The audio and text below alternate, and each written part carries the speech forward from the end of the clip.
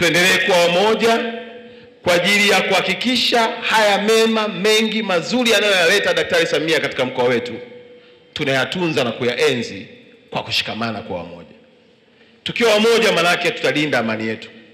Najua kuna watu wanalalamika, kuna baadhi ya miundombinu, kuna changamoto.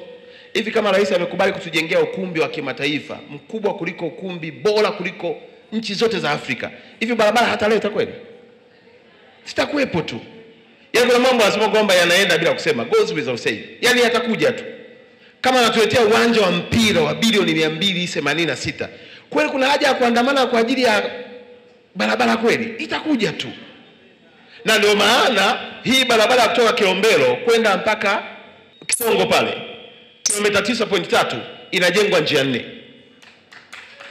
Hawa ndugu zangu kutoka Tengeru kwenda mpaka Usa kilomita 11.3 inajengwa njia 4. Tunaweka mpaka na flyover pale. Kutoka pale Tengeru kilomita 28 kwenda mpaka Mererani inajengwa njia za kutosha tu.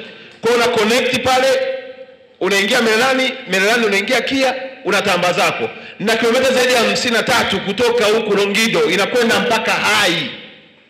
Itafika kipindi watu hawana sababu ya kupita hapa katikati. Daktari Samia ameshatuma timu ya feasibility study, mpango unakamilika na penyewe wanataka kujenga kwa lami. Hivi kuna haja ya kugombana kwa sababu ya barabara tu? Mimi niwaombe katika hili eneo tuendeleeni kumwombea, kumtia moyo. Yako mambo yanayaleta bila kelele, na bahati nzuri sio mtu wa kupiga nini. Sisi ndio wababajaji, lakini kwake wala hana nini.